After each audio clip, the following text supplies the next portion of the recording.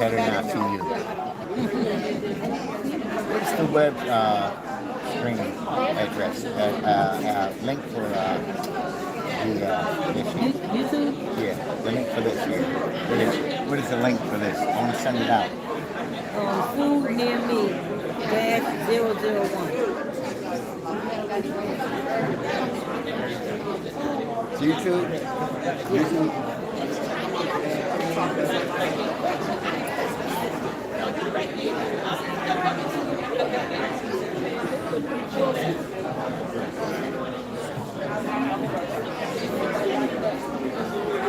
One word. One word. Yeah. FoodNearMe-001.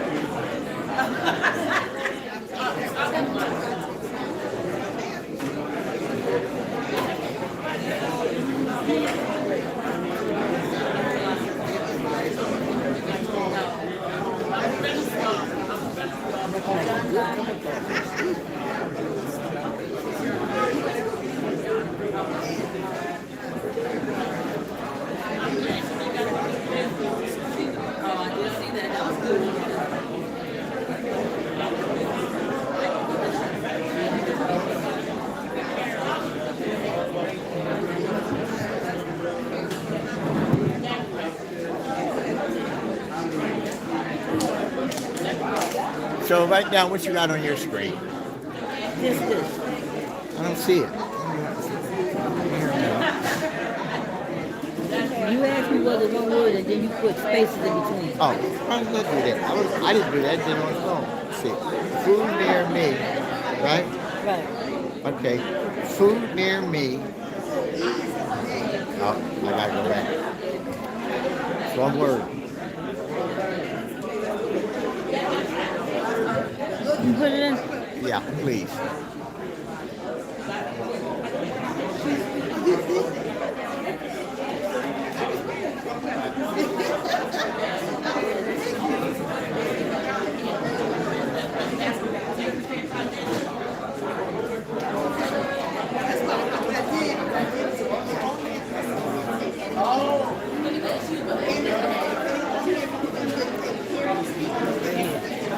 Oh, there it is. Okay. Where would it be at? I gotta subscribe. Maybe I gotta subscribe.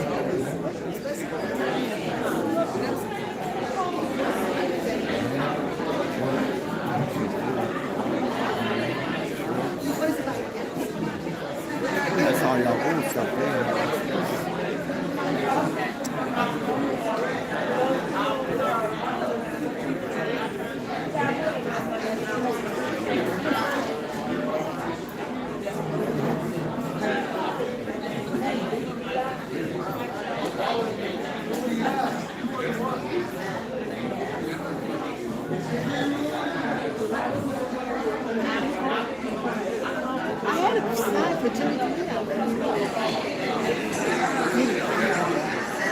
Okay, perfect.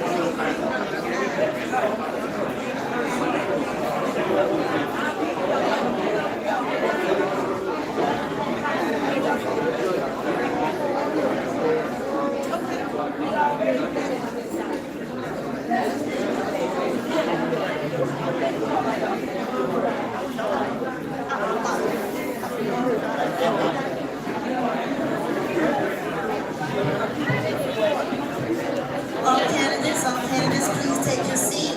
All judge candidates, please take your seat. You're about ready to start, please.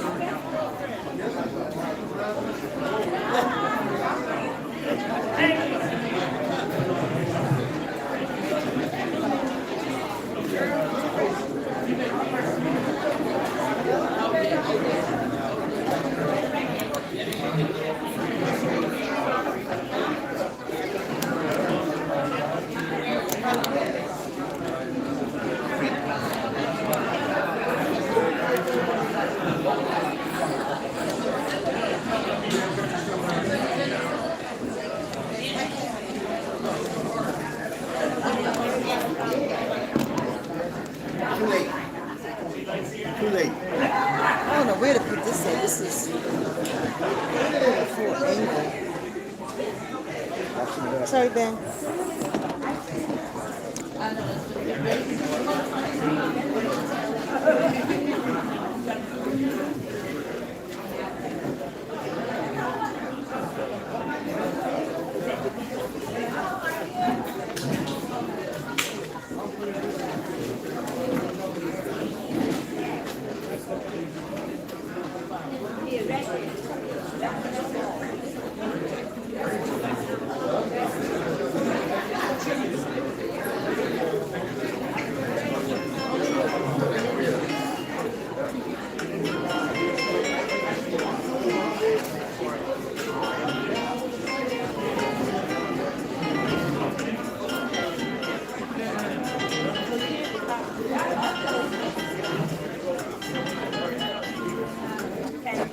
Hi, it's Tina.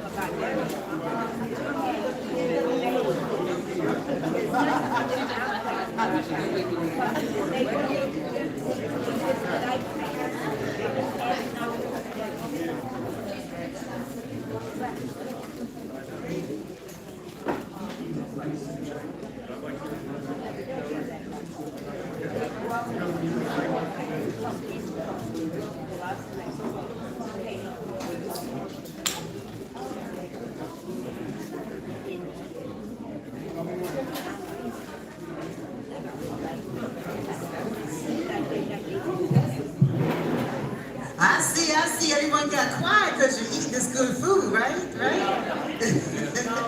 Okay, you're choking. Okay then. So I would like to say, first of all, thank you for everyone for coming.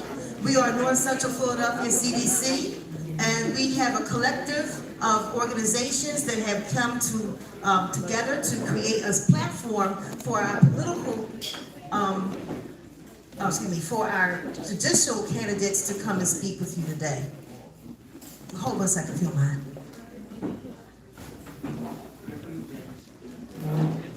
It must be said.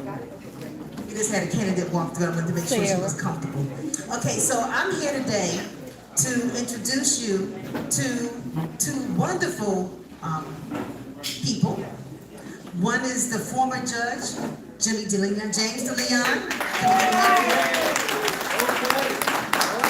And the second one is Pierre Gray. Pierre Griffin Gray. Yeah, that's calculated names, right? And the two of them are going to be our moderators. And I'm going to turn over the mic to them because this is about making sure that you, the community, understand the judicial process because it's been overlooked for too long, and we need to have people who do this job day in and day out, have dedicated their lives to talk to you about what it means to be a judge and how their judgeship affects you. So I'm going to turn the mic over to Pierre and James DeLeon, the Judge DeLeon.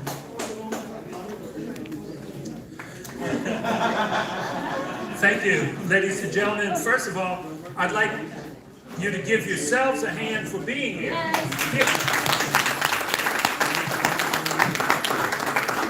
And let's give a hand to the wonderful food that we've been eating. It's really good.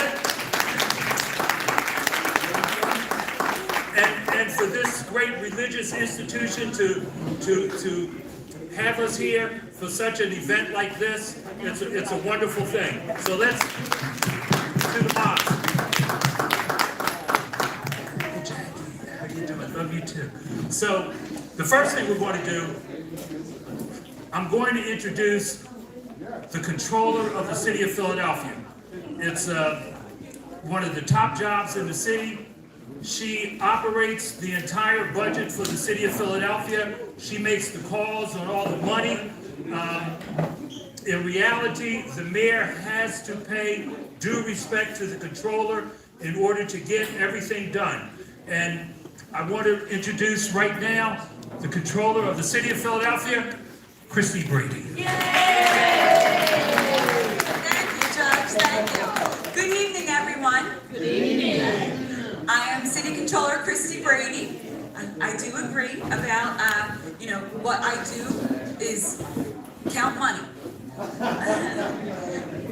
A lot of people think that, I'm in charge of giving out money, but it's a budget process between city council and the mayor. And what I do is once that budget is approved, we audit the spending. So that's a big difference between one of the biggest questions I have about being controller. I am here to talk about the election coming up.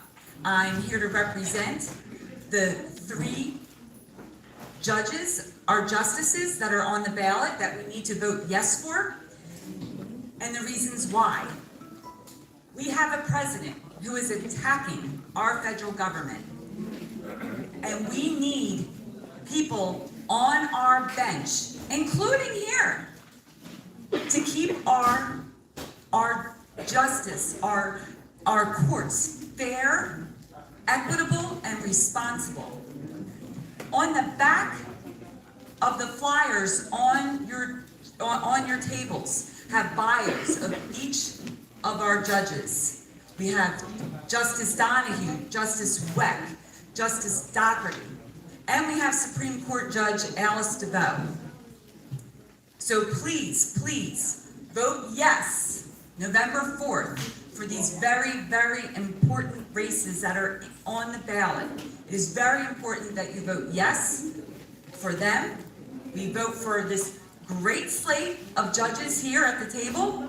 And by the way, I'm also on the ballot. So you might want to vote for me. So thank you so much, and I'm going to turn it over to Keir Bradford Gray.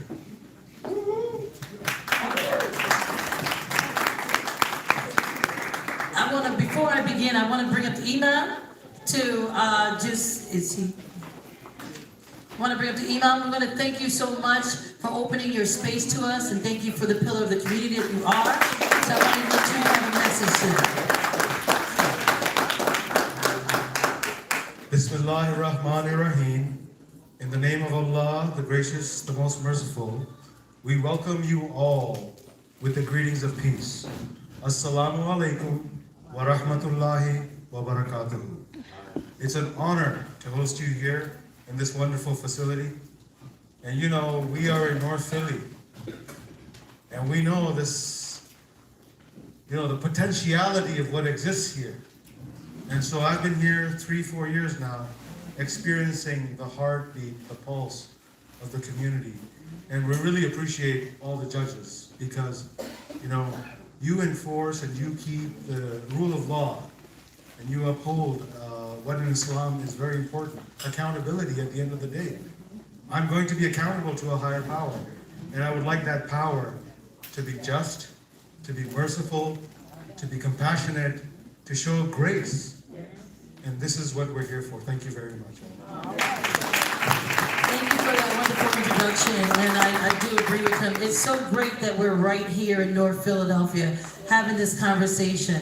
Unfortunately, too many of our communities that look like black and brown citizens end up before these judges. And so it's great, and thank you guys for taking time out of your busy day to come. I have to say, it's so heartwarming to me because I look down the line and I have respect and love for all of these judges, but I do have to give a disclaimer. I have major love for one of them, and that would be my husband, Dane Gray, who's running for retention.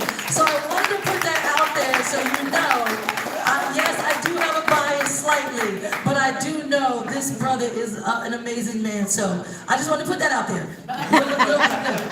But I wanted to just follow up on something that the controller said, because I want to make this clear. The Supreme Court justices are going to be deciding on issues of, when we're talking about funding, school funding, how much money are you going to get for your schools, your programs, your track programs, things that you really need. These judges are going to be deciding on things like that. They already decided once, and it's going to be coming back to them. We're talking about things that impact us as black and brown people. These judges are going to be deciding on issues about race discrimination, sexual orientation discrimination, whether or not you can pray to your own God without being discriminated against. These things are real because people are attacking our ability to thrive, our opportunities. And it's not something that we're saying that's hyperbolic. It is happening right now.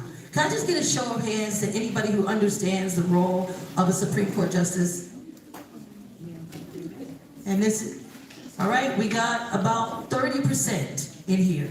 And I think it's our job, and hopefully through these candidates, we can be talking about the role of judges. So I'm going to just start briefly with the retention judges. So does anyone know what retention means? All right, so we're already on a good foot. I'm going to start first with one of our faves, Judge Jackie Frazier-Lai, to talk about. I'm going to ask you, what do you feel like the highlights of your career have been through the last 10 years? Peace and blessings, everyone. Peace and blessings. Peace and blessings, everyone. I'm so delighted to be here at the masjid. It happens to be on Smoking Joe Frazier Boulevard. That's right. I just want to thank the imam and the masjid and the brother that we were in court together. You're a member of this masjid, brother? Are you a member here? Rafi? Yes. Rafi? Yeah, I'm a member. I love you. And we were at court together, and I'm so happy and delighted to see you. I want to also mention one of the boxers from Joe Frazier's gym who has a bunch of young people here, Reverend Kenny Twine, who's also does a lot of prison ministry and such. Just wanted to say that very briefly that I've been a judge for 17 years. I served with my mentor, Honorable James D. Leon. He's been on the bench a long time. He just retired. I just hired his secretary. Just wanted to say that I'm a graduate of Villanova Law School. I had my law office actually on the second floor of Joe Frazier's gym, and when I graduated Villanova, it was surreal to me that I really wanted to stay in the community like my father and help people have a fighting chance. So after I worked for the court as a law clerk under the Honorable Lydia Y. Kirkland and worked for the Superior Court and Defenders Association in Washington, D.C. after graduating from American University, I found that I really truly love being in the community and representing people who, for the most part, couldn't afford a lawyer. So I was a community lawyer. My husband, a ward leader here at Big P Live, he built my office. He literally cut out the windows of the building. And I was there for a lot of years, for, I'm thinking like almost 18 years actually. There represent people in the community, have really strong cases. But as a sitting judge, the municipal court, we have 3 divisions. We have the criminal division, we have the civil division, as well as the traffic court division. We handle the cases. Excuse me, I'm just let you know, we the frontline judges, okay? We the frontline, meaning that when people are charged with criminal cases, from homicides all the way to the summary offenses, they come before us, and we're trial judges. We do the preliminary hearings on the criminal cases. Turn it on, so sweet to see you. See one of the lawyers here that I truly love. But just wanted to say that we handle the civil cases, the landlord-tenant cases, no matter how much the amount of controversy is, from the multi-million-dollar landlord-tenant cases all the way to everyday Section 8 people being removed from their homes. So the municipal court judges are very important. I know that all judges are important. At the same time, when you go to vote, please make sure that you start from the bottom and work your way up to the top. Just wanted to make it absolutely clear that I'm 100% about fairness. I'm 100% about respecting people. Yo hablo español un poquito, yo trato. I make sure people understand that I respect all the religions, all the languages, you know, people's ages, and I'm just so happy and delighted to see a lot of the young people that are here, because that's who sometimes will be forming at the age of 18. And I just want to congratulate you all, everyone, for being here, but especially the young people. I just want to let you know how important you are, and like my father was coaching people at that gym. Oh, I happen to be a boxer, a champion one. I'm in Joe Frazier's gym. We know. Trained there and won 5 championships, but I'm just saying that to say that we all have potential. And so I want the young people to know that anytime, Reverend Twine, I know you were at the court, you know, doing a lot of things. You're welcome, anybody, to come down, because I am a champion of judicial outreach and education. We want to have our young people with the judge instead of before the judge, so that they can be about having all the various opportunities. I know I'm taking a lot of time. I want you to just vote yes. For all the retention judges, please vote yes. All right? Thank you so much. Yes, I'm going to reiterate that. Vote yes for the retention judges, up and down. I will give a quick housekeeping. We're trying to keep the opening remarks to 2 minutes because we got enough. I'm short, but that's all right. You Judge Frazier lie. You got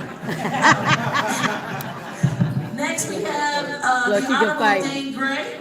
And Judge Dane Gray, could you tell us a little bit about yourself and what you feel like has been a highlight of your career since you became a judge? Good afternoon, everybody. Can you hear me? Okay. How you guys doing?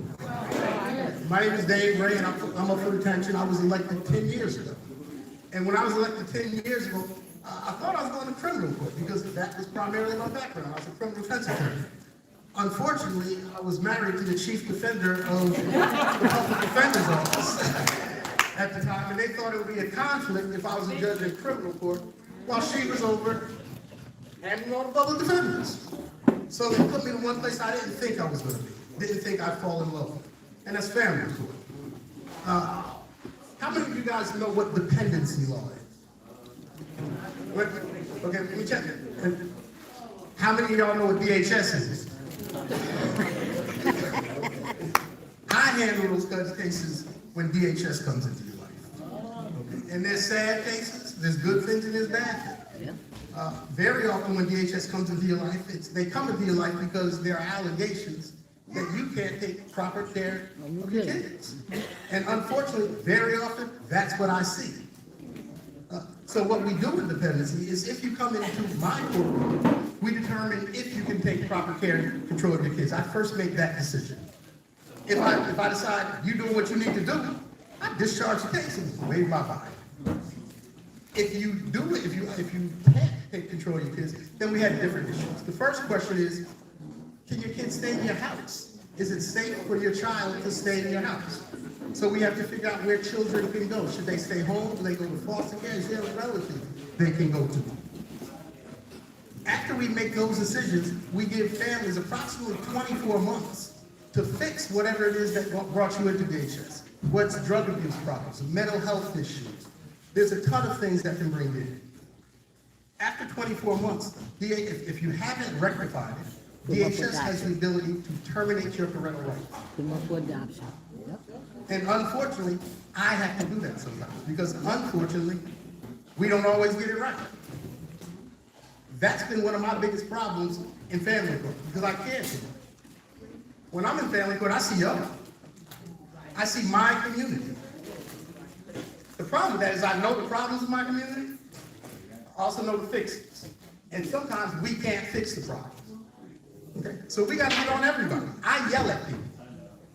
I yell at the lawyers because they don't know what they're doing. I yell at the families because they're not doing what they have to do to rectify the situation. I yell at the social workers because they're not doing what they have to do to help those families. I yell at the kids because they got to help the families and the social workers. She asked what the best thing of my job was. It's when I'm able to put families back together.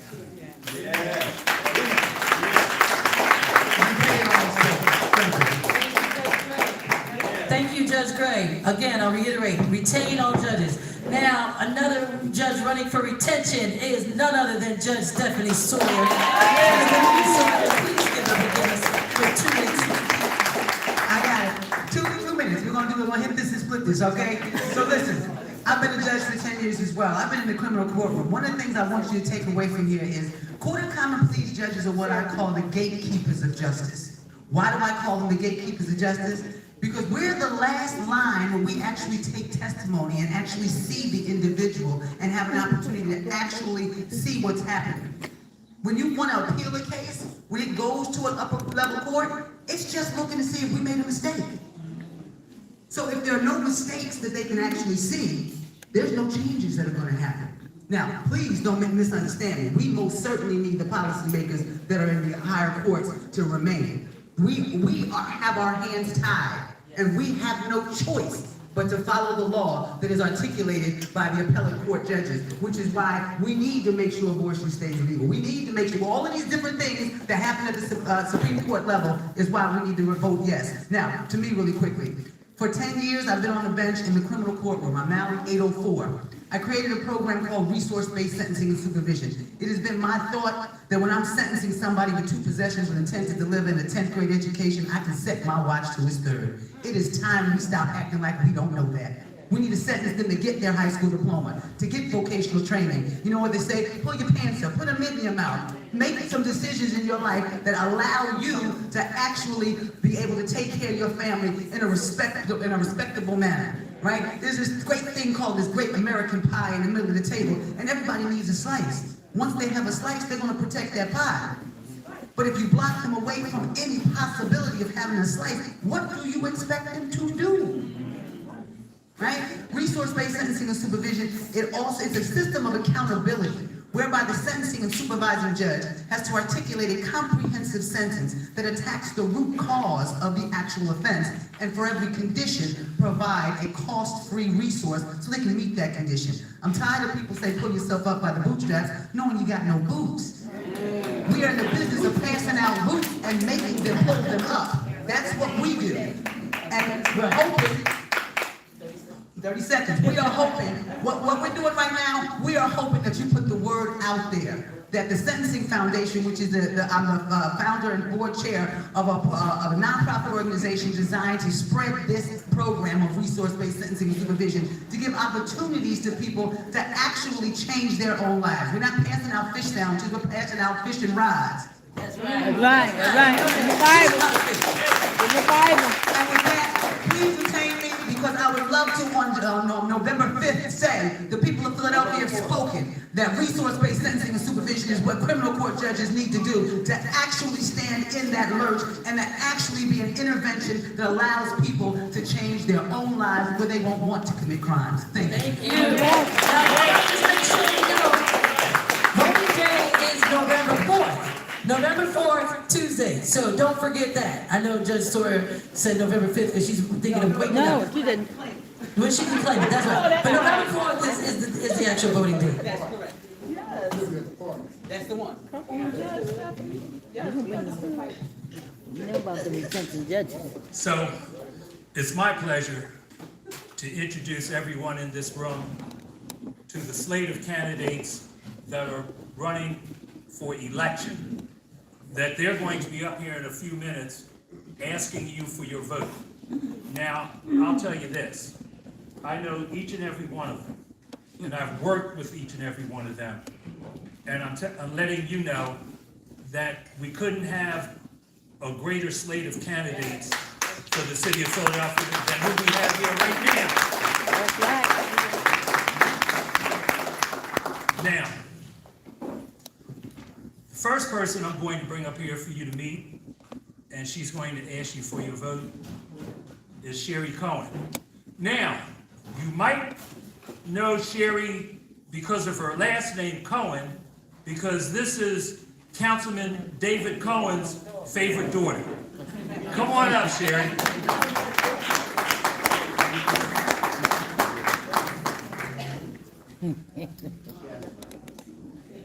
Well, you can do it from right there. You can stay right there. Just stand up and say something. Hello, everyone. Hello. This is an amazing turnout.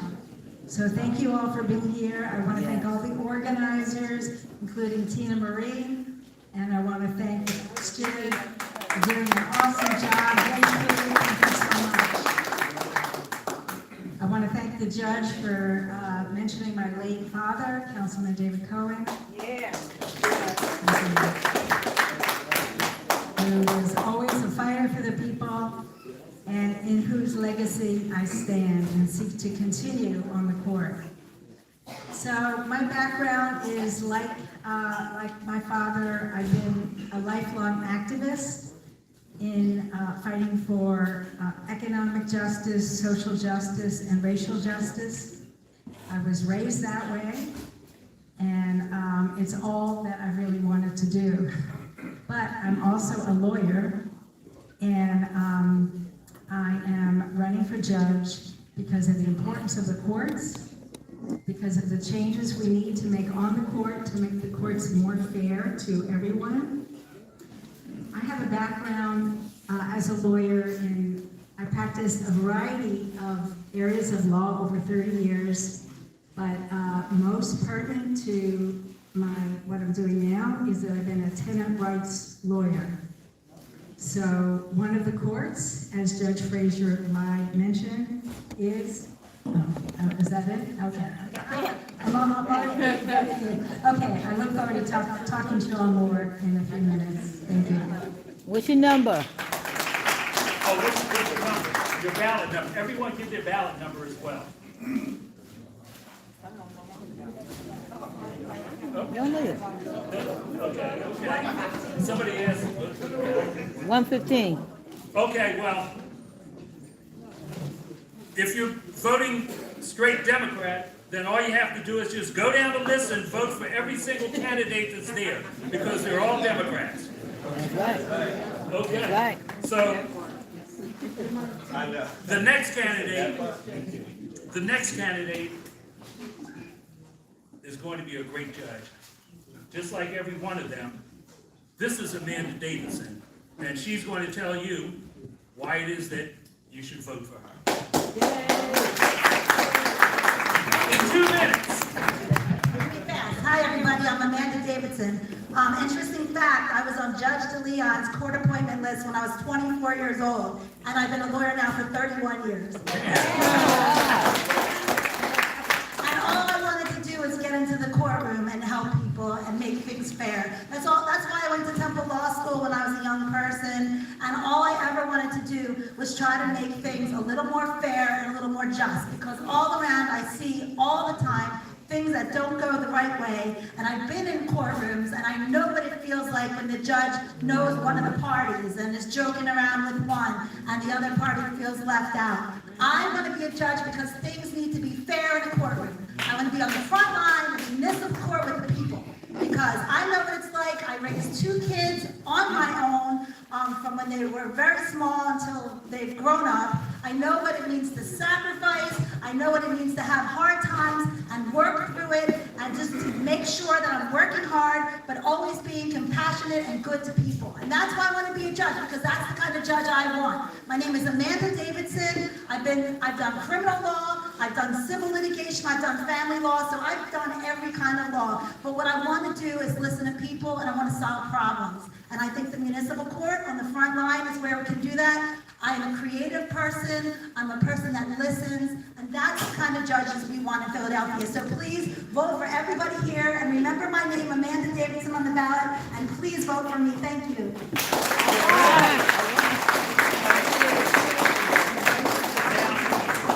Now this next candidate, he's so happy I went to private practice. Because he saw me out in the county doing a case, and he said hello, one of my favorite attorneys when I was on the bench. And I asked him, I said, what are you doing? He said, just doing cases. I said, why don't you come on down to Democratic City Committee? He came down, Democratic City Committee loved him because he's a great individual, an excellent attorney. I'll say one thing else. His second cousin is the coach of the Cleveland Browns. Don't hold that against him, because whenever he talks to his cousin, he ends the conversation with, "Go Birds!"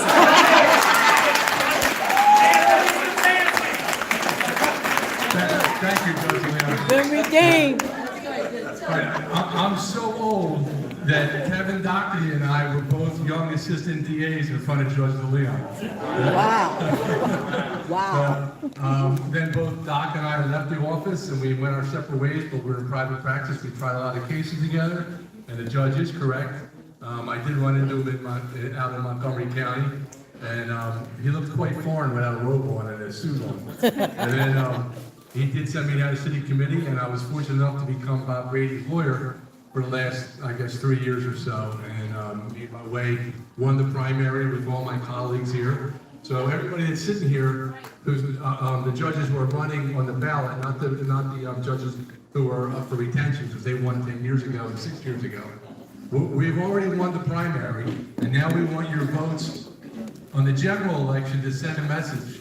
All right? Vote straight Democrat, vote for all of us, so everybody knows that we're behind these 3 Supreme Court candidates who are up for retention, and all our retention judges here. Because without these judges teaching us what to do, and without these judges who can't make it tonight in the Supreme Court backing us up, we're not going to have any justice for Philadelphia. So we need everybody to vote for all the people here. And thank you, Judge Leon. Now, this next candidate that's going to be asking you for your vote has been instrumental in the workings of our communities. As a matter of fact, she was the executive director of the Human Relations Committee. Ladies and gentlemen, Kia Gee. Because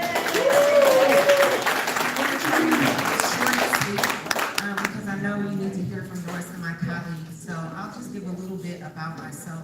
I'm a lifelong Philadelphian. I am a wife and mother of 3. My oldest is 25 years old, and his grandfather is Dr. Twine, that's back there. So give it up for him. Oh my God!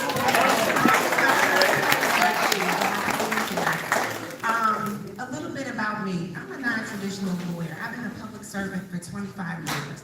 I started my career in programs like Head Start and Early Head Start, fighting to make sure that low-income children and families had access to high-quality education, social services, and health care. And I became a lawyer because I wanted to make a bigger difference in my community. I served as lead counsel for the city of Philadelphia in hundreds of cases. I am respected as an attorney, and I've done everything from mental health commitments to fighting for labor rights and union rights for employees. Prior to this, I was the executive director of the city's official civil rights agency. And so throughout my career, I have shown a commitment to communities that look like us, the people in this room, that have oftentimes been boxed out of justice. And so I'm running to make sure that we all have equal access to justice, no matter who we are, what our circumstances are. I fight for all of us in this room because I am like all of us in this room. Like many of you, I've had family members that have gone through the system, that have had interactions with the criminal justice system. My father was somebody like me who wanted to be a lawyer. He enrolled in law school and then had to drop out to take care of his family. Unfortunately, like many people in the 80s and 90s, he found himself battling addiction, and so that addiction took him to some dark places. And unfortunately for him, he's doing well. He is a licensed insurance broker, but he still sometimes, when he's going from one employer to another, has to answer questions about parts of his past from 1982 and 1983 that he's not proud of. And so for me, my father will always be a constant reminder that people are not their circumstances. And the difference between a good judge and a bad judge is someone that knows the difference between a bad person and someone that's just having a bad day. So for me, it's personal. Justice is personal because you don't know when your family member might have to appear in front of a judge, and you want to hope that that judge is going to offer free and fair access to justice to them, no matter what they're charged with or where they're charged.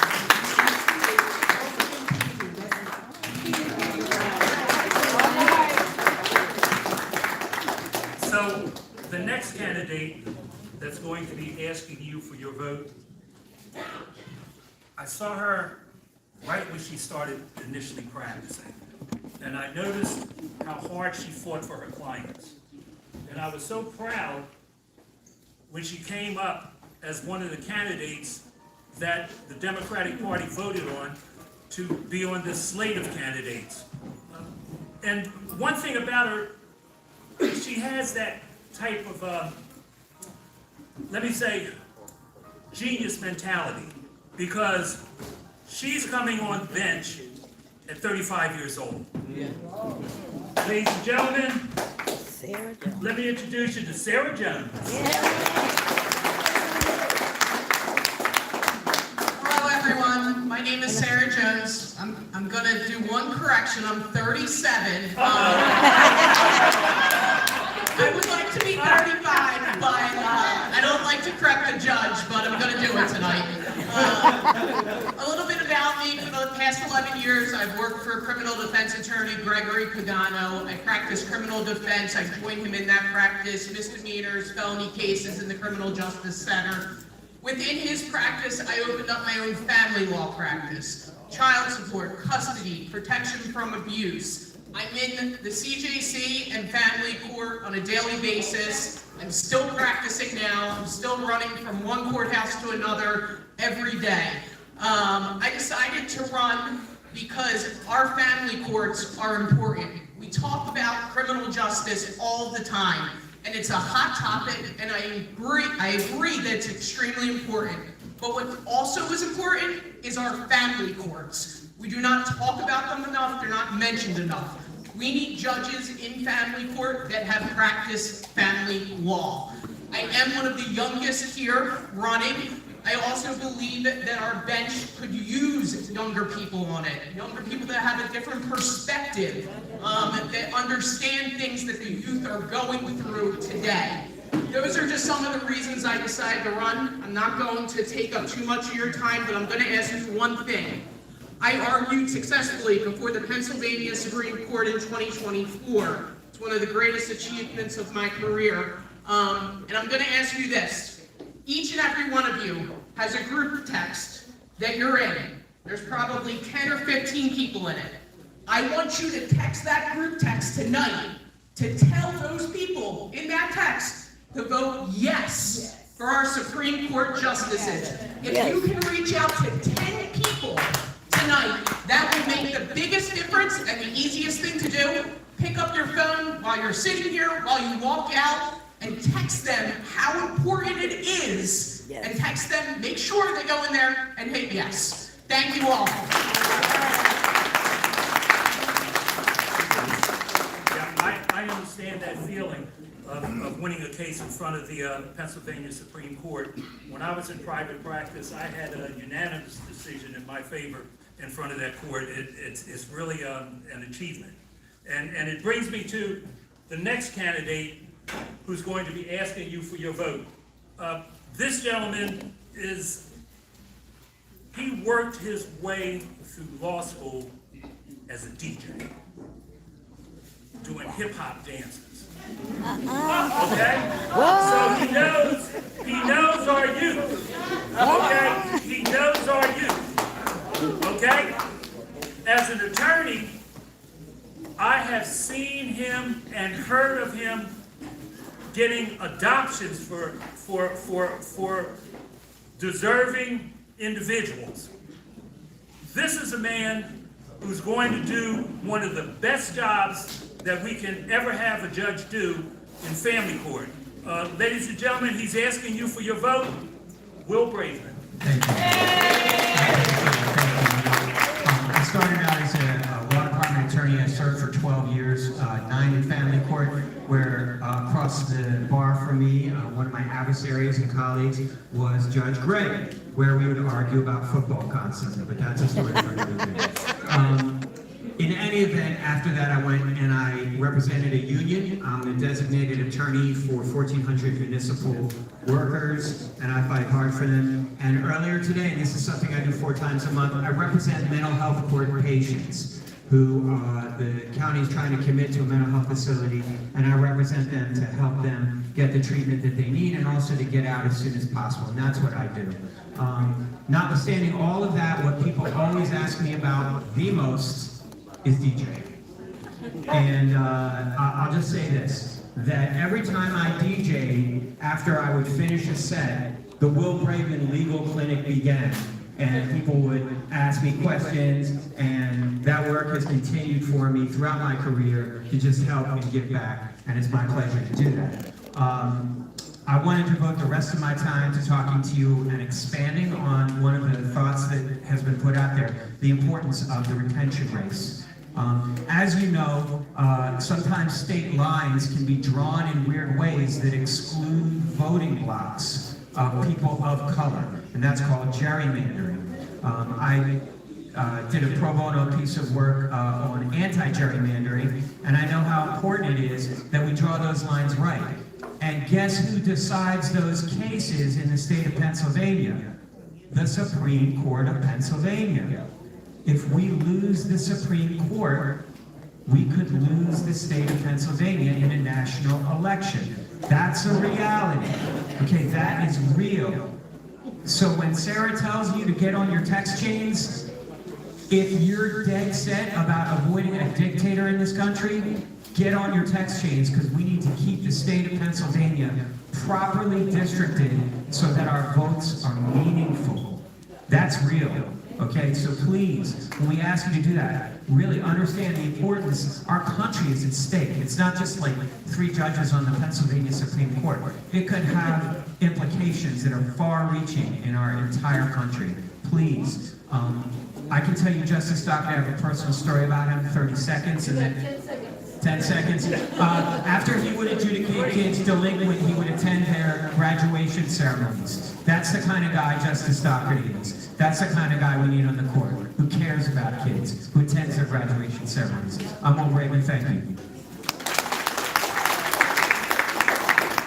So I just have to remind you, 2 seconds. We also have Commissioner Sabir, who's just come, and he's agreed to listen to the other candidates before he says some words of encouragement to everyone here. So this next candidate that's going to be asking for your vote has had, it's been rough. And I'll tell you why it's rough. Because she's out of the district attorney's office in the homicide unit. So if you know, and everybody here knows, we've all had a relative that we've lost to violence.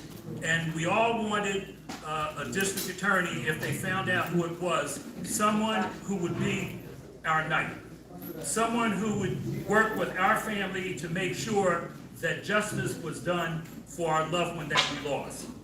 Ladies and gentlemen, this is one of those individuals. This is one of the top attorneys, prosecutors in the state of Pennsylvania history. This is Deborah Watson Stokes.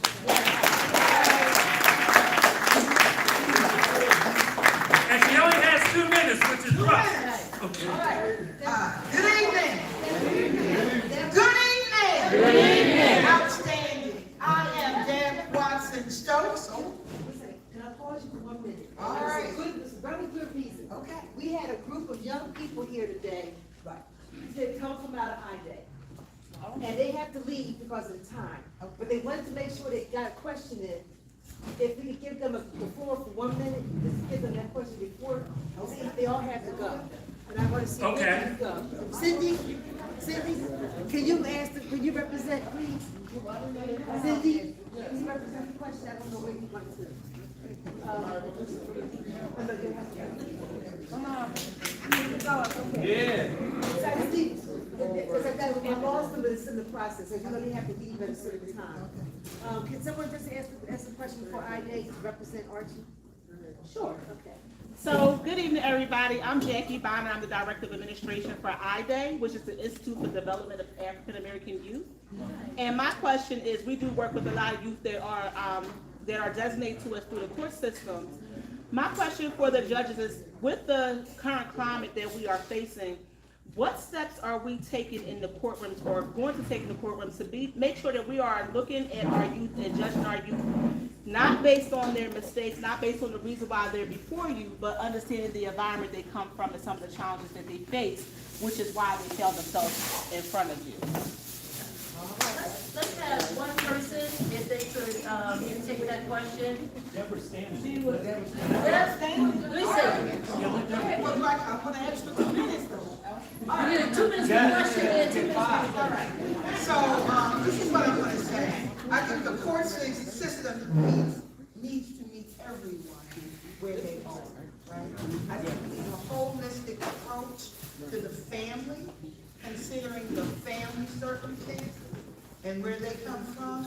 You need to know, like the educational background of the situations in the home when you are dealing with children. You know, is this child hungry?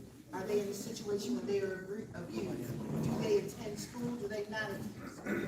Okay? And then you have to consider what's in the best interest of the child, which is the objective of the criminal justice system. And primarily, and then it's also what's good for the community, right? So we know our own community and what is, we need what, and we need to have an honest conversation about that. But the first thing I'm going to say primarily is that we have already, we're operating behind the 8 ball if our children are in the criminal justice system to begin with, right? It's not a system for us, right? We need programs like we have here. You all have a young man here. That's the kind of things we need. We need, for an example, sports. When I grew up, I'm from Detroit, Southwest Detroit. Come up with 30 seconds. Okay, 30 seconds. Everybody had food, everybody played sports, and they weren't the best, right? But it kept them out of the criminal justice system. So we need you men, mentor. Find somebody to love on. I'm a woman, you know what I mean? But I can't teach a man how to be a man, right? So you men here, we need each and every one of you all, and I know everybody in here is already doing that. But to love on a young man and teach him how to be a man, be respectful, and to love, God and his family. Thank you. All right. Thank you. And I would say this just to add to your comment. I think with some of these judges that are here, they're only one piece of the equation, right? You have attorneys that need to talk to these families to bring out that information so the judge can make the best decisions, because they can only make decisions based on what is given. So we have to hold the people that are appointed or that are hired to represent us in our full selves too. They can't just see what they want to see. Can't just look at the law, but look at how the person and the law combine. So I will say that because sometimes, and here's another thing I would say, come into these courtrooms where you can. I know some juvenile proceedings are not open to the public, but the adult court is open to the public. come in and lay eyes on what's happening in those courtrooms so that you can be informed and educated for yourself.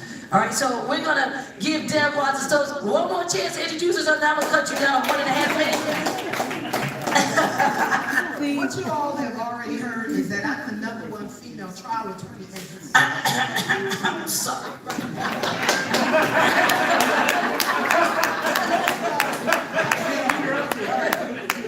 1 minute. What you haven't heard is how I got there. You know, when I was 5 years old, my brother, who was 17, was killed by a gun in our house. You know, and my mother cried all my childhood because she was sad because, you know, my brother died. And I say to each and every one of you, God places you where you were supposed to be. Because when I grew up, I became a homicide attorney. And what I was able to do is I was able to give women like my mother more than just a tissue. I was able to give them a sense of being seen, a sense of being whole, and a sense of justice. But that's not really who I am or what I'm about. You know, I'm also the #1 mentor in the state of Pennsylvania. I take that. Okay, so okay. I ain't got no over there. What do I mean? Okay, any of you all heard of Shop Johnson? Okay, you like him, Joanna McClain? You like her? Jennifer Santiago? You like her? Okay, so most of the people, black, female, and male attorneys here in Pennsylvania and Philadelphia, I taught them how to be exactly who they are. I'm a mother to my own children. Two of my daughters are lawyers. My other one is standing right there. She's my campaign manager, Wade. What number are you, Deb? Okay, 1075, and I'm a former public school teacher, so you know what that is. All right. All right. Well, thank you, Deb. Brush your shoulders off sometimes. That's something like that. Nobody else knows. So last but not least, before we go to question and answer, is one of my good friends and one of the people that I respect a lot as an attorney, as a Latina woman that definitely represents her community. Jennifer Santiago, stand on up and tell me who you are.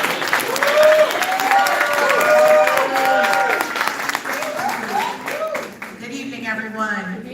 As you heard, my name is Jennifer Santiago, and yes, I am Puerto Rican, and yes, I am from Philadelphia, 100%. And when I say that, I hold that with great pride. I am Philadelphia born, and when I say that, I was born at Episcopal Hospital at Front and Lehigh, okay? When I say I'm born here, I mean that.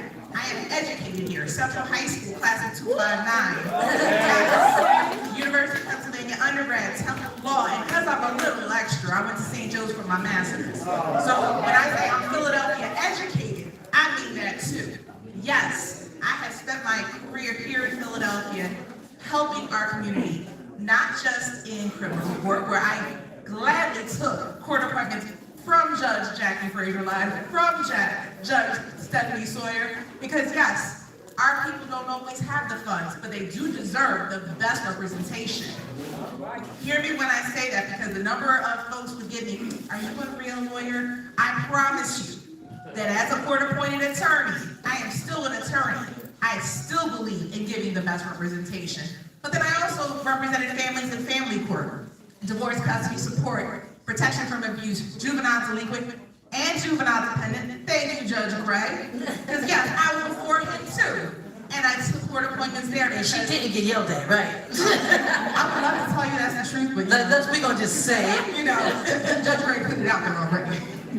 Because our families deserve to have representation. That's mom, dad, and child, okay? Dependency court is a very different courtroom. And then yes, I've also practiced in civil court. So what does that mean? I have practiced in each and every courthouse in the Court of Common Pleas here in Philadelphia. That experience is important because when you get on the bench, and I am asking you all for your vote, they place you where they need you. I'm plug and play ready. But I have spent my time, because this is my city. 30 seconds, Jennifer. I have spent 20 years with the high school mock trial competition. If anybody knows who Shania Bennett is, our city's very first youth director of youth engagement, that's my baby. Okay? That's my baby. Because our kids can't be what they don't see. So I'm asking you to vote for each and every person here and vote yes for retention, because we don't want to be Texas. Thank you. Thank you. That's great. So now you guys get a chance to hear from all of these wonderful, well-qualified, well-experienced, and compassionate judges.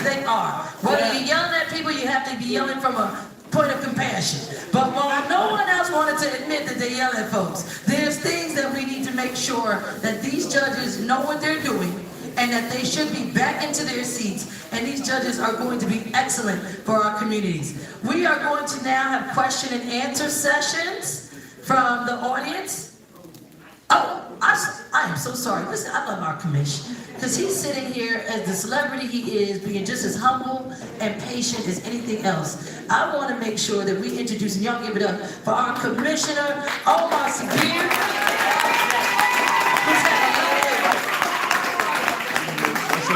Hello. How's everybody doing? One thing about you. No, I have to let you know this, because it's appropriate for what we have here today with the panel of judges. Commissioner Sabir was elected a judge. He was elected a judge of traffic court. Okay, so this right here, the court was abolished because of the actions of the judges on the bench at that time, and therefore he did not have the ability to be sworn in. But this gentleman right here, our great commissioner, would have also been a great traffic court judge. Thanks, Judge. That means a lot. Hearing from you. That means a lot. How's everybody doing? Is everybody all right? All right. So we got Big Pete. I see I'm at the 20 and 4 here. We got Miss L here. We got all the ladies. I was just with your son up there, up on Mount Airy. Thank you, son. I'd like to say everyone, listen. Right, I know we heard from all the judges, right? And I'm pretty sure that everyone that's sitting inside of this room right now, it's probably about I would say a 99% chance that you're gonna vote. I know that, because you're here on the evening, right? And we're talking about politics and elections. But we have to get the word out to our family and friends.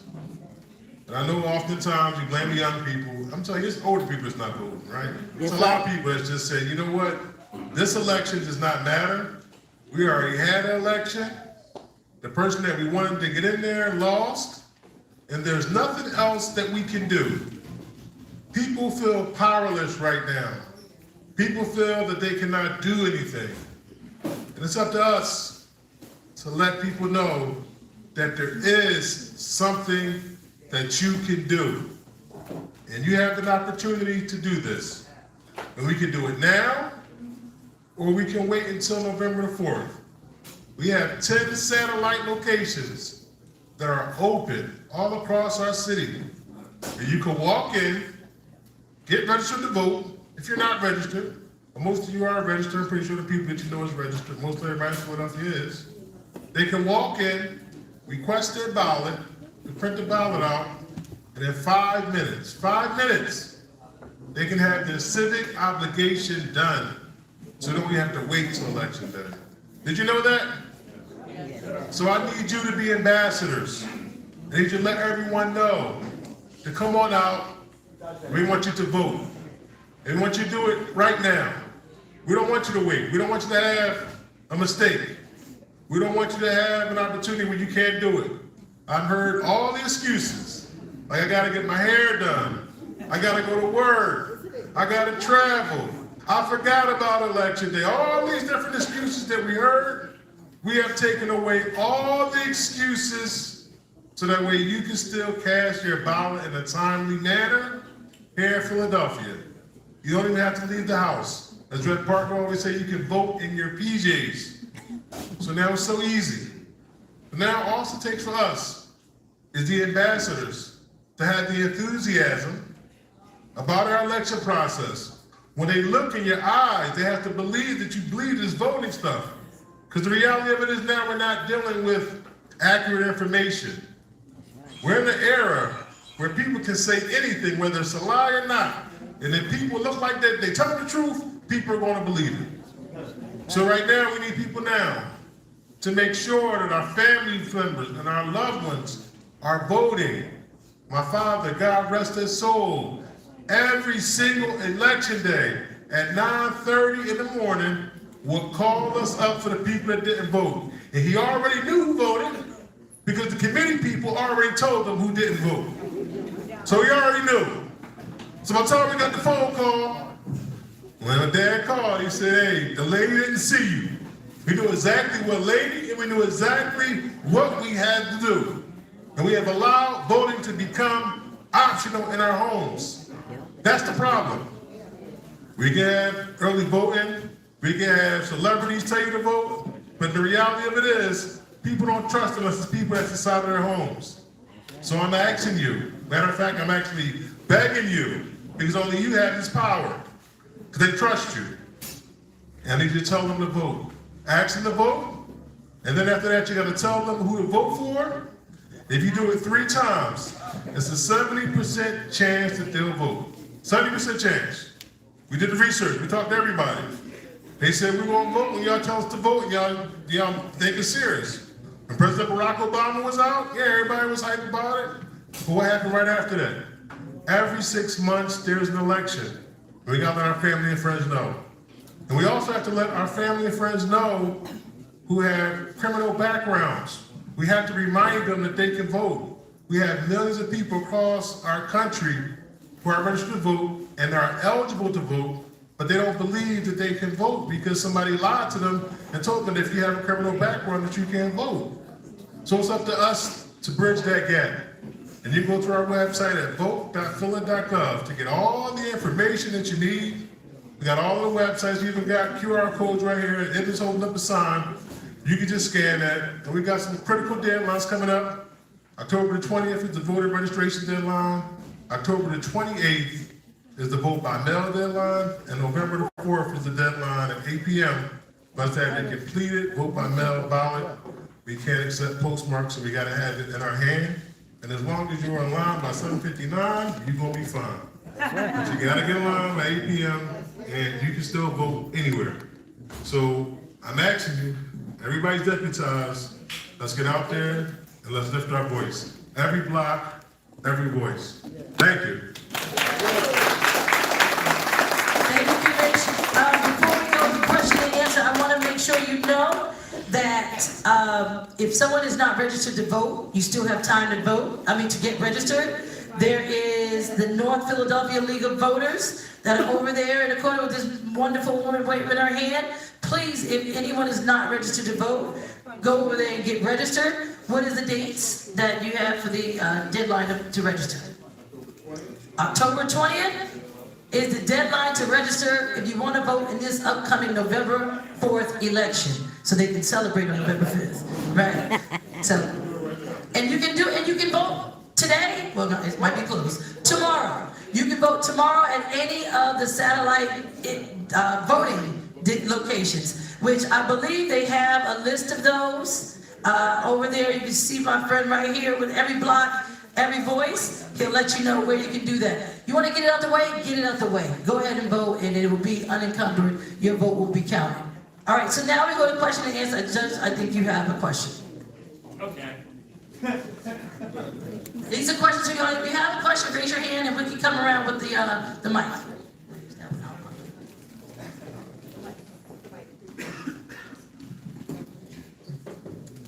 Okay. Now, certain questions, we have to give them in a different way than maybe what exactly is the question that's given. This question is for Judge Jane Gray. Judge, how do you decide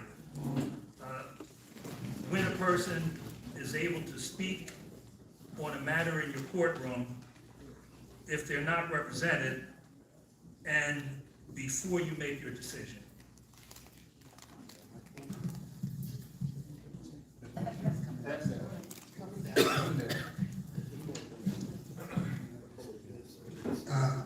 I probably make the decision like every other judge does. Courtrooms aren't necessarily open forums. You can't sit in the back, raise your hand, and say what you want to say. The lawyers present the evidence, and we make decisions based upon the evidence the lawyers present.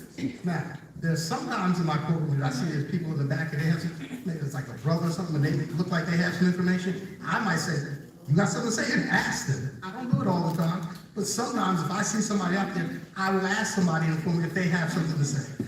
But generally, I let the attorneys present the evidence because that's how court runs. They present the evidence, and we make decisions that's based upon the evidence that's presented. Well, just reiterate a little bit. suppose the person's not represented by an attorney. In- They in might my- want to say something, but how do you make a determination? You don't, in my courtroom, everybody's represented by, in dependency courtrooms, the father has their own attorney, the mother has their own attorney, the child has their own attorney, DHS has their own attorney. So all of the parties that are involved are represented. If there's a witness, somebody, then they should have talked to their attorney, and their attorney would present that witness and call them to a witness stand. Again, that's evidence that's presented on the witness stand. It's like any other trial would work. That makes sense. That makes sense. Okay. Next question. Next question. Okay, James, you go first. Take this one. I mean, I got my microphone. I think I was next, but you can go. I don't need no mic. I'm right here. How y'all doing? My name is Darius Boyd. I run a personal care home here at House Home Study. But I just came here to speak to Judge Sawyer because I actually have a history because my brother. Should we do this? Can we not ask questions about individual cases? So we can't ask them questions about individual cases. No. Okay, just making sure. At all. I was saying my brother is a former ADA, so that I have a familiarity with Judge Sawyer due to that. He's currently lead counsel or lead attorney for Council President Kenyatta Johnson. But neither of us would be who we are if it wasn't for programs that you guys are discussing today that gave youth a second chance. I was very violent when I was young. When I was 14, I liked to fight. Got in trouble. Sorry about that. When I was 14, I liked to fight. I got in trouble when I was young, right? I was given a second chance by programs like, the ones that you guys are discussing. And currently, from what I do, I don't need much from anyone, right? My job now, what I'm looking to do is give back to individuals who were in the same situation I was in. Me and my brother got in a car one day, went to Lincoln University, decided to go to school. He kept going with his career, got his Juris Doctorate from UPenn, and now, as I said, he does what he does, right? I currently promote fights on the side because that's just my passion. I train fighters, I train young kids like the kids who was here earlier today. I've actually trained at your father's gym. So the reason I'm speaking is because a lot of your stories touch our interface with what I'm trying to do in one way or another. What I'm asking is, if re-elected and if elected, are you interested in backing programs like the programs that we're talking about? You have to Judge Watson Stokes, you actually said something that touches home because my program is named after an initiative that you kind of touched on. You said that you can't teach a man how to be a man. My program is called MOM, Makers of Men. I'm already out here, I already do what I do. Fighters already fight under me. We have a timeline. Okay, what I'm asking is, are you interested in a program that allow young kids a second chance if I team up with what you guys are doing? Commissioner Omar Sabir can vouch for what I do. I threw a big fight last year with Gillian Wallow at the Met. He was one of my honored guests, so I'm just looking for an opportunity. There you go.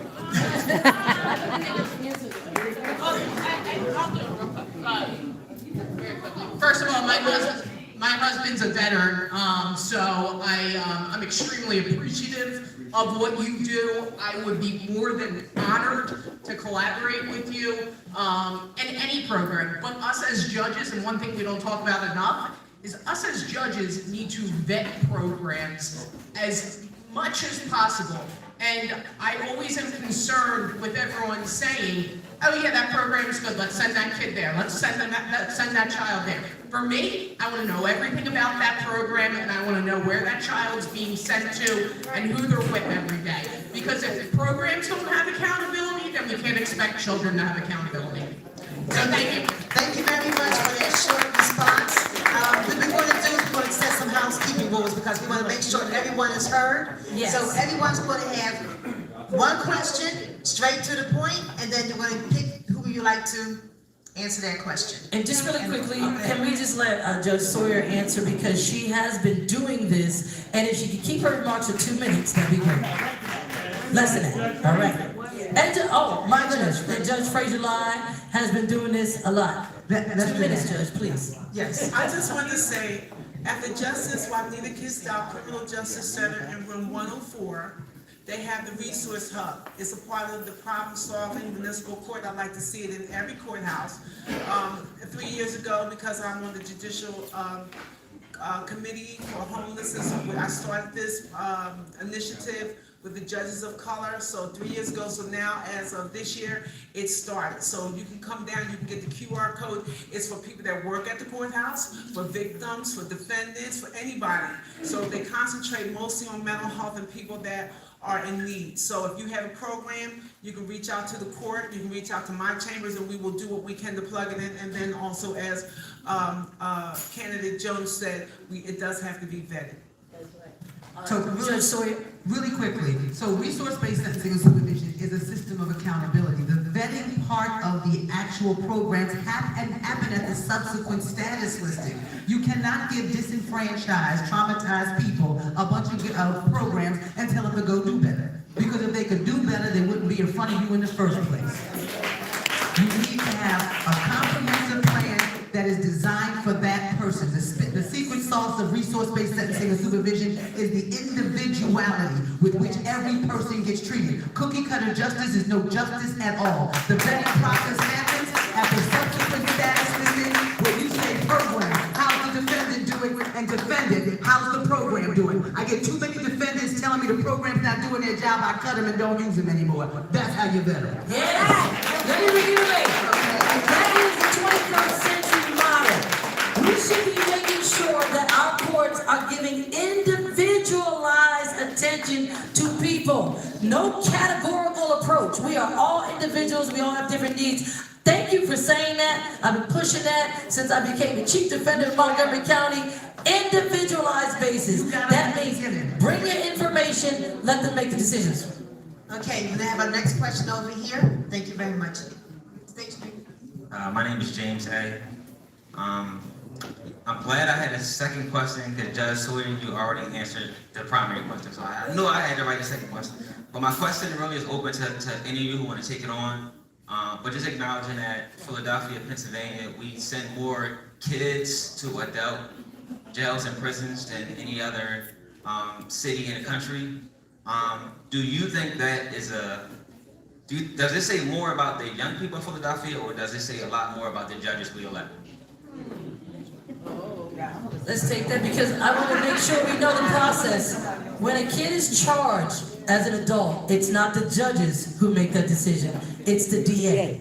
So I will say the fact that they're in adult prison, it is definitely because of the charge they're charged with. Can I push back a little bit? Push back, sure. We do know that when a kid is charged as an adult, there is still a process to be decertified. Yes. But almost close to 80% have been denied. So there are a ton of kids now on State Road who have been charged with violent crimes, but are in adult facilities, expecting to potentially go to adult jails, the prisons. So let's refine your question. Should we ask the judges what the criteria is that they would think that would help them decertify? Okay, let's take it that way. Go ahead. Anybody want to take this? Because decertification is in your hands. Wait, Deborah, we heard from you. Is there anybody else that wants to take this? They're scared. And I wanted to keep in mind that the brain science that a kid is still a kid until they're close to like 26, 27. Stop going people I was a homicide DA for 18 years. And so the first thing I'm going to say is that there is a process. By law, if you are accused of first-degree murder, okay, you will, first of all, automatically be certified as an adult, and then the process will be to decertify you to the juvenile justice system. Now, you talked about the study that had to do with the juvenile brain, and that was very helpful when it came to, for an example, returning citizens. When we have men who were 50, 60 years old, they did a crime when they were 15, 16 years old, and as a result of that science, the DA's office, the current DA's office, was able to resentence, and those people are now returning citizens with their families. Okay, so we are aware of that science, and the factors, it depends on the nature of the crime, and what you're really talking about is like murder. Those are the people that are primarily, in that category. Okay, age, contact with the system, and family circumstances. I leave out, those are like the main criteria that a judge would use. There are others, but I gotta sit down. No, I'm gonna say this, because does any other person who has done that work want to talk about what the lawyer has to do to present to the judge why it should be decertified? Because remember, this is evidence. The judge doesn't make it up. Lawyers have to present this stuff. So it is incumbent upon your lawyer or a child's lawyer who is charged with first-degree homicide to bring out all the family circumstances that made that event possible. And that is how a judge can make a better decision. Can that kid be rehabilitated in the juvenile justice system? Now, we all want to think all kids should be rehabilitated and can be rehabilitated, and some can, and most can.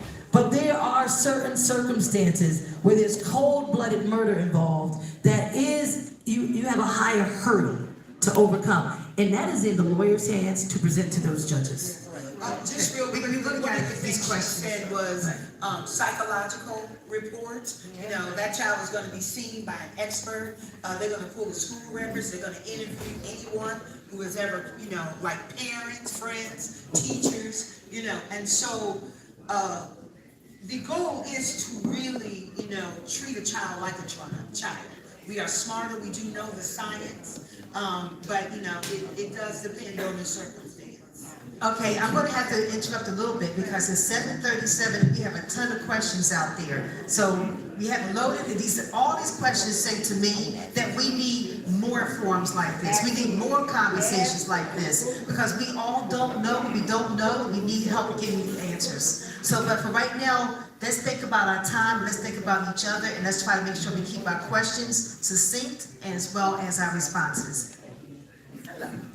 Right to the point. Remember, our judges can only ask questions as a part about their character and not specific questions.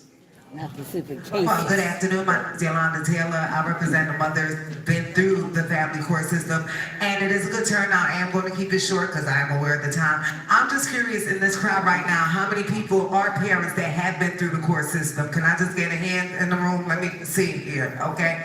All right. So with that said, and I do agree that we do need more forums, I am going to piggyback on the gentleman that spoke before me because Philadelphia has the #1 rate of separation in the country, and for one reason or the other, we cannot understand why. And for the first question that was asked through the young lady is, and this is Judge Gray. What I would have liked to hear, I enjoyed that you guys are telling us what you would do. What I failed to have heard during this session is anyone identifying what is wrong within the system. It's great that you're telling for people who want to be judges to tell us what you're going to do. The elephant in the room, and you say go through your lawyers. One of the biggest issues for parents that are actually in the courtroom are corrupt attorneys, okay? So if you're allowed, I can't speak in your courtroom and I have a corrupt attorney, what recourses, Judge Graham, asked that question specifically to you, that does a parent have? Because if they're only voices dead, where do they go from there? Great question. Thank you for your question. One of that's a very good question. And one of the bigger problems I have is with respect to the representation in my courthouse. Unfortunately, the majority of people that come before me, the majority of the families that come before me, can't afford their own attorneys. So everybody, almost 99% of the attorneys before me are court-appointed attorneys. Just like private attorneys, there's a range of some are good, some are bad. And unfortunately, you don't have the choice of who you got. And when you say corrupt attorneys, I don't want to say corrupt. I just say they're not necessarily good attorneys. Sometimes you don't get the best representation, and that's a problem. Wait, we're gonna respect each other because we listen to your question. Let's listen to the answer. And having good representation is a problem. It's one of the bigger problems that I deal with every day. The first question was asked was, how come you didn't listen to the grandma? Well, the attorneys didn't present the grandmama's evidence. And as a courtroom, you listen to the evidence that the attorneys present. You make your decisions on the evidence that's presented to you, not on everything that's in the courtroom. If it's not presented as evidence, you can't make it. If the attorneys don't do it, I don't have it. What can you do? I'm not sure what we can do to get better representation. Hold on, let's stop. Judge Sawyer has an idea. You have to advocate for yourself. If you have a bad lawyer that hasn't talked to you for a while, you need to get on, when you walk into a courtroom, you need to say, no, I'm gonna say quickly, when you walk into a courtroom, if you feel you're not being represented properly, you wait till you're sworn in and then you tell the judge. So what is that supposed to look like? I know that's a right. I'm sorry. The question is, if you do tell, what does that look like once you tell? To represent your stuff. So What that would look like is, that's been in my courtroom many times. And many times I've had people say, I haven't seen this person, I don't know who they are, they don't know who I am. And first thing I do is I stop and tell them to go outside and talk to them. Then they come back and I ask them, do you feel comfortable with this lawyer? If you do not, then I have a list of lawyers I appoint. There's one back here, Danita Latta. The reason why, I've seen her do a wonderful job in court. So I have removed lawyers and put people on there that I've seen do a good job. Jennifer Santiago is another one I used to appoint, because when I see them do good jobs and I have someone tell me that they're not having a good job done, I remove that lawyer and put another one on. Thank you. I want to make sure that we get other questions. Jennifer, go ahead and answer that. The other option you have, and I want you all to hear me clearly, the Pennsylvania Disciplinary Board. I served for 3 years as a hearing committee member. Understand, you can file your report. If your lawyer isn't showing up, if your lawyer's not doing what he or she or they told you they were going to do, they're not visiting with you, they're not taking you seriously, they're not presenting the evidence before the court, report them. Hear me. And the way you can report them is online. Go to the Pennsylvania Judiciary, tell them how to go. Pennsylvania Disciplinary Board. Literally, just go into Google. We all love Google. Pennsylvania Disciplinary Board. You can literally file your complaint on that website. All right, so we heard that. And I guess the takeaway is speak now or forever hold your peace. If you don't say anything when you're in front of the judge about your lawyer's ineptness or lack of care, you will never be able to talk about it after the fact. So please, speak now, forever hold your peace. Next question. My name is Sabu. I'm president of North Philadelphia League of Voters. Plus, I'm representing 12th and Cambridge Advisory Board. How is the city of Philadelphia?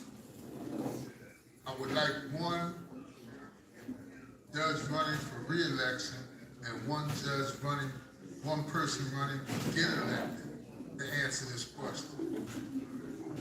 How is the city of Philadelphia and its property going to protect its citizens if Trump sends his troops here? The question is, how are the judges, what role would the judges play to protect the citizens if Trump sends the troops here?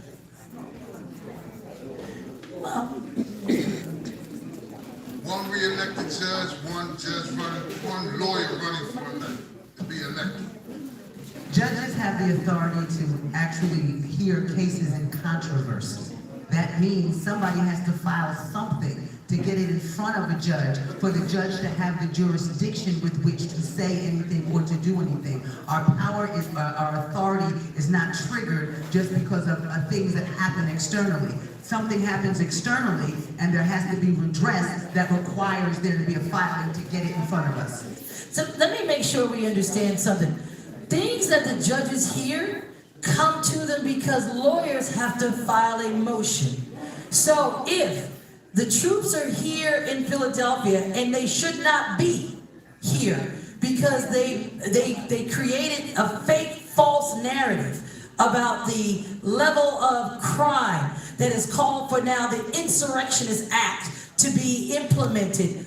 That now has to be filed in court for it to say, you know what, Judge, this is not accurate, this is not true, this is unconstitutional, and at that point, two sides, each lawyer will have a chance to argue in front of the judge whether or not it's constitutional to bring the troops here based on the reasons that they brought them. So it is really, we have to make sure the roles of everybody in the system. The defense lawyer or the person pursuing liberty is going to either bring a case in front of these judges, or especially the Supreme Court, because they're going to be deciding on these issues, as to whether or not the federal government can ignite the Insurrection Act. Now remember, you can't just send troops because you want to.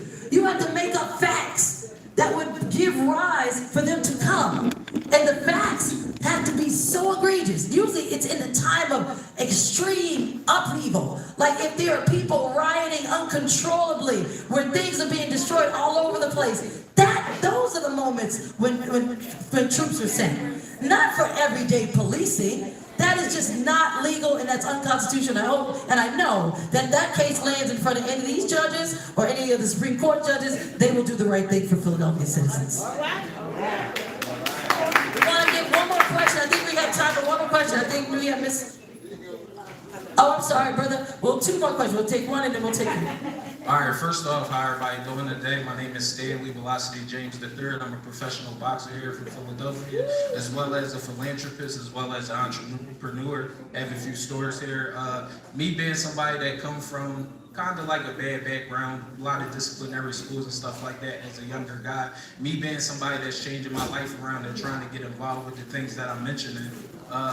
Do y'all know any proper steps on who or where do I talk to have somebody get involved with me in the programs and the nonprofits that I have going on with the community? Also, I'm one of the person that's headlining this year for the Million Man March that's coming to Philadelphia. I'm kind of here promoting that and just trying to figure out if any of you people, you know, can take the flyers and stuff like that. Besides that, thanks everybody for being here and, you know, involved in the community. My grandma lived here since 1925.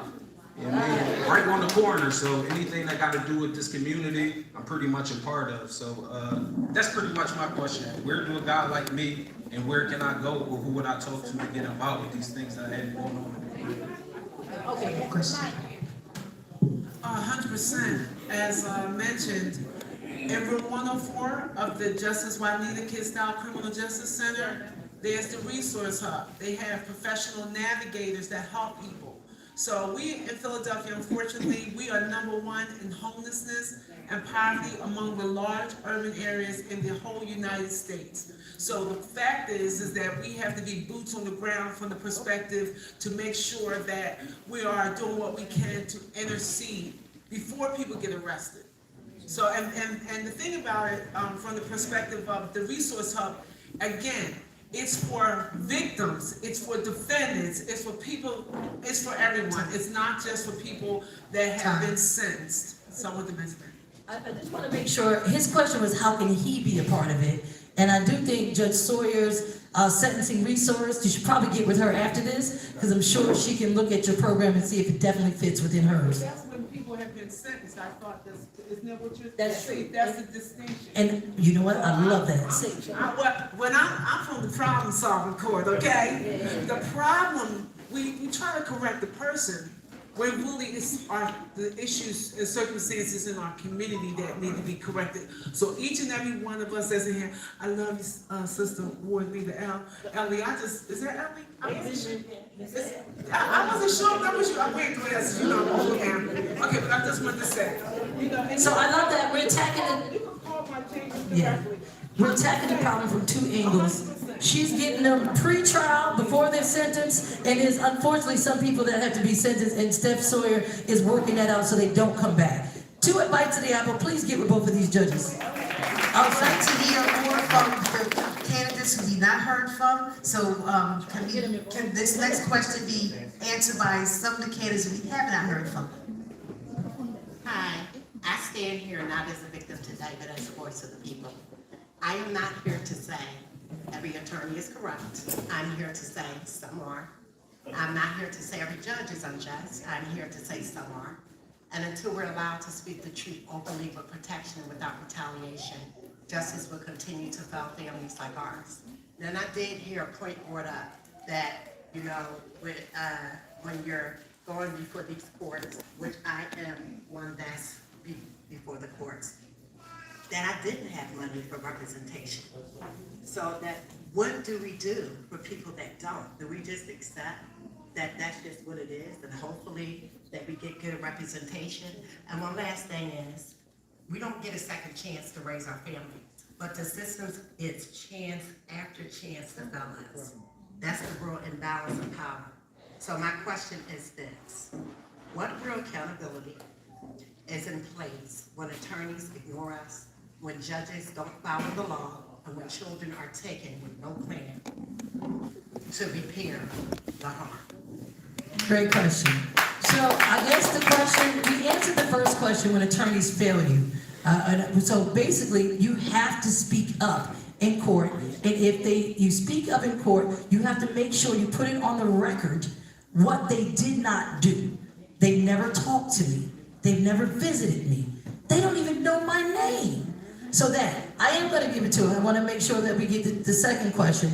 How do we hold the system itself, DHS, right, or whatever system? Attorneys, judges, everyone. How do we hold judges accountable? Judicial Conduct Board.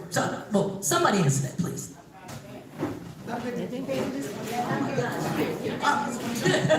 If you have an issue with a judge, you can file with the Judicial Conduct Board.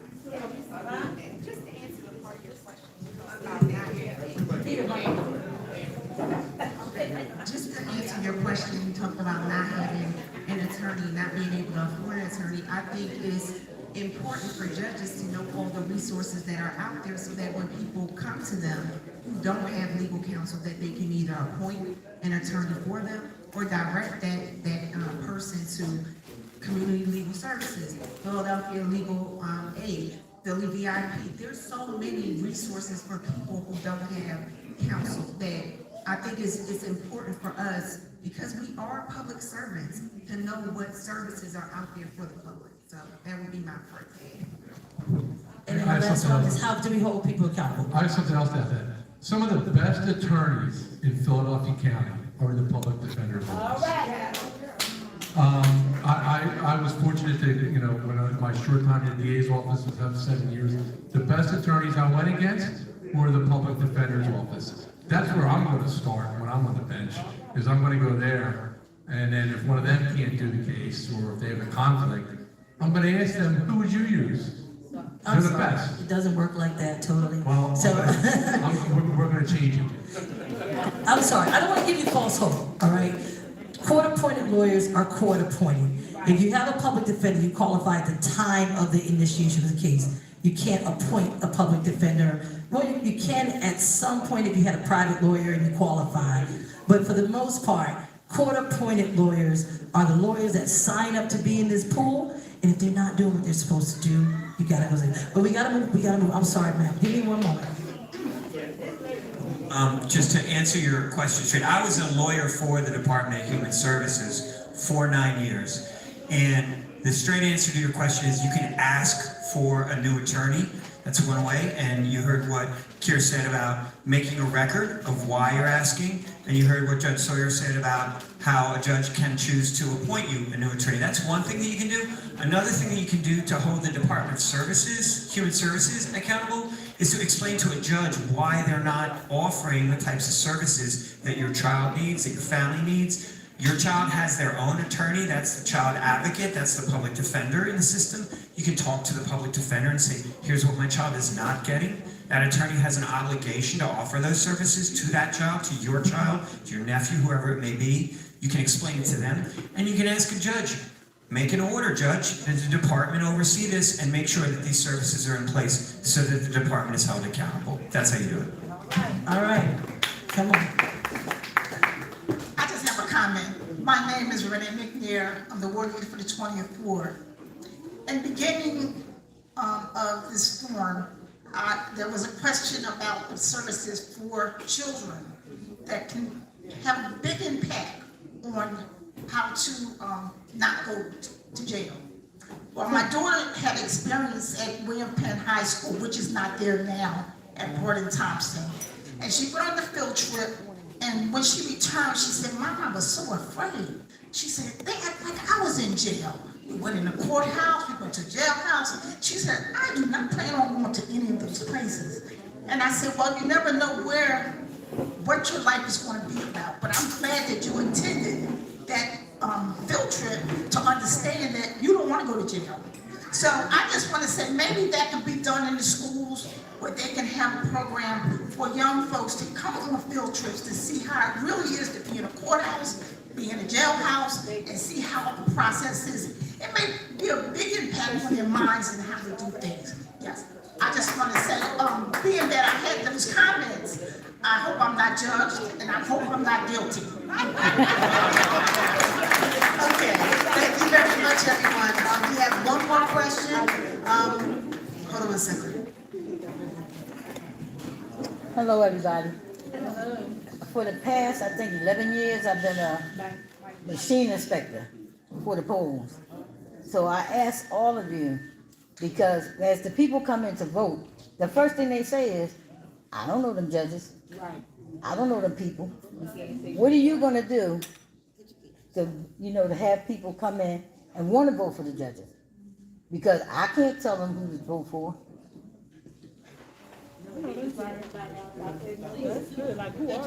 Everybody, thank you so much, everyone, for being here. So what we're doing is whenever we're invited to a forum, we come out and talk to people. We want to talk to the community. We want people to know who we are. So if you have some different community groups that want to meet us before the election, let us know, because we are coming out. We want to know the people and they want to know us. That's why we're here tonight. And I'm so happy that we're all together and we can talk about these issues. And thank you. And if you want, Google their names. They all have web pages and things that they put out online to talk about who they are. And unfortunately, it's the digital age, so there's probably more things that you'll see them enjoying themselves and their recreation. So I think that's a good time. I'm sorry. And that's your war leader. We have one last question, and you want to stand up or no? She got this. Permission. He's on WRD on Saturday mornings, right? Every Saturday morning. And for a lot of people don't know, we have an office that's broad and dolphin that is there. That is not spoken about that much. And I intend to go in between this and next week. And you also was asking people to come out, take the classes to work, on the polls. All right. And then make it possible for us to get our money early. So get up and tell us about that. Oh, yes. So y'all remember the days when you at work, you might get $80, maybe $90, and then you have to wait for 2 or 3 months to get your money? Yep. Them days are long gone. Yes, they are. Long gone. You make up to $295 on election day, and you get paid in 2 weeks. 2 weeks, in 2 So days. we want to get you more money. So I'm definitely going to call on my ward leaders and my council members to get more money, because thank you for all the work that you do. And yes, every Saturday morning, 8 a.m. to 9 a.m., we're on WURD. So if you have any questions, call us up, and we'll definitely be there. It's conversations with the commissioners. Thank you. Thank you, Commissioner Spears. So, ladies and gentlemen, this is going to wrap up this evening that you've had with this forum for the candidates for the judicial office, as well as the judges that are running for retention. Again, we want to thank the mosque right here. We want to thank all the beautiful food that was given. We want to thank you for being here and providing the energy. Oh, of course. How can I ever forget Tina Marie? This is what we really want to thank. And her entire staff who helped put this together.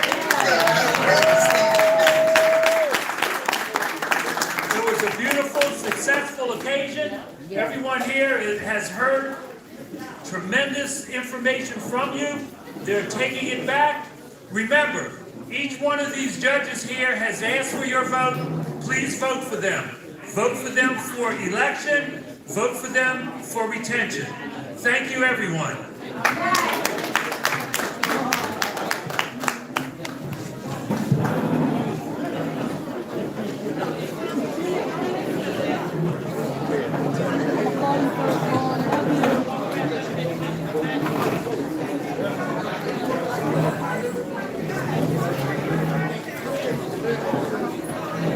Also want to encourage you, there's snacks left behind. Feel free to have the snacks. Take them home. They don't want to keep them here, okay? So go to the dessert table and make sure you grab yourself some dessert to take home.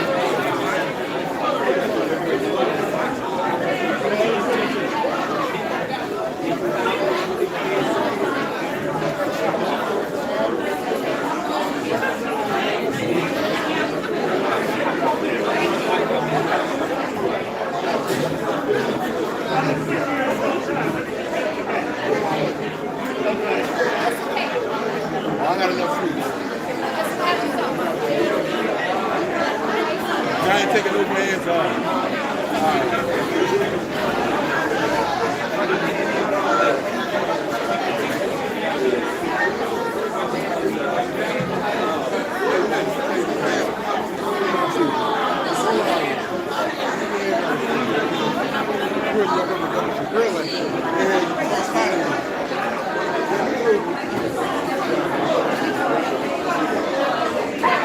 Listen to you.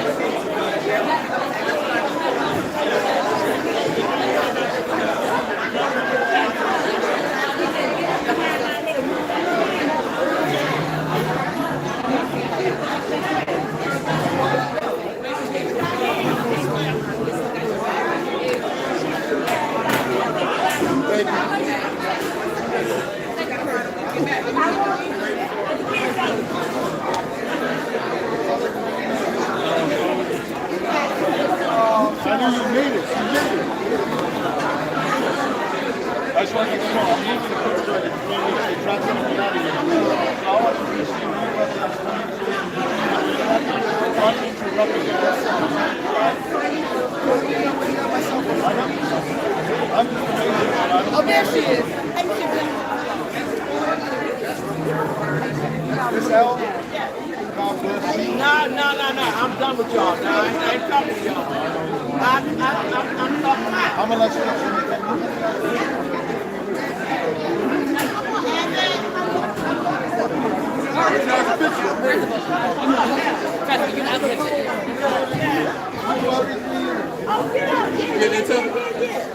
I gotta bring you on stand in the picture. Hold on. Brother Sharif, you got the new iPhone?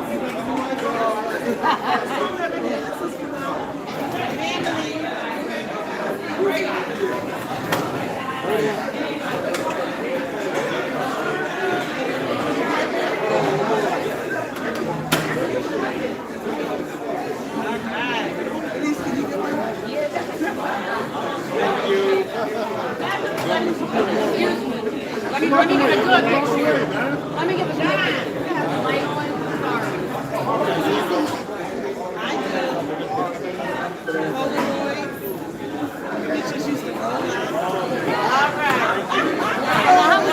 You got a good picture. I know I'm good. Who needs it?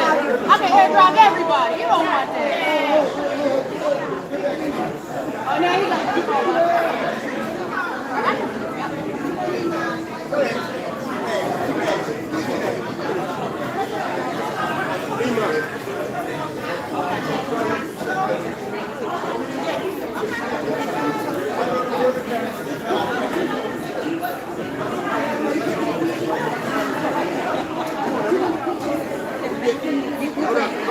You have been demoted. Everybody turn around.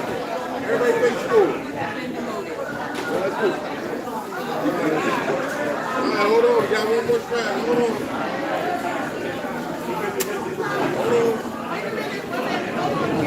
Get that took. All right, hold on.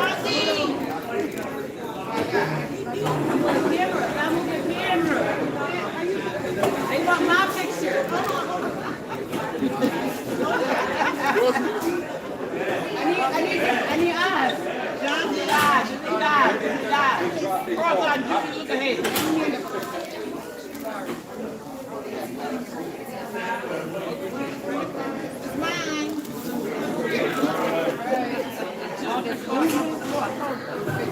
Hold on, we got one more. Oh, man. We got one more. Hold up. There you go. You ready?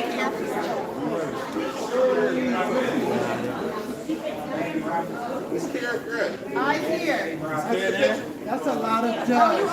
Yeah. All right. I'm cool. We're good. We got one photo. I just heard what you said.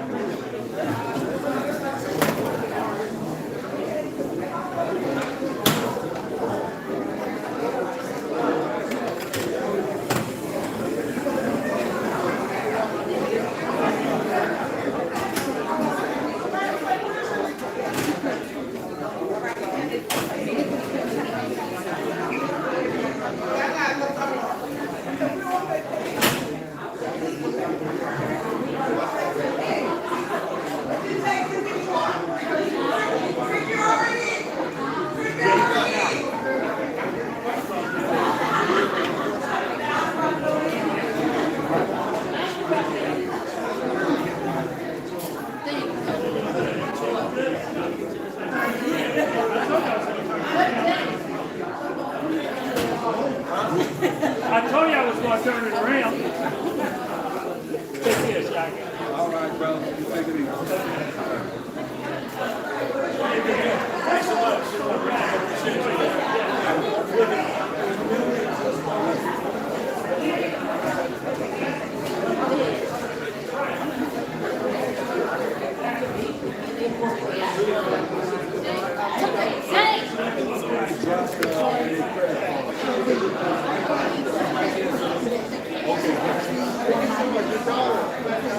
Okay. I did. No, I yelled it. I had just seen it when y'all started taking pictures. Yes, but that's you did see it. I did. Yelling out. Yeah, but she might have left off. Yeah, I think she Okay, left. thank you so much. All right, man. I told him I took my dog. Everybody has to be a part of it. I just about got anybody's picture. You hit the X? See, I Yes. want to take it off and erase it. Yes.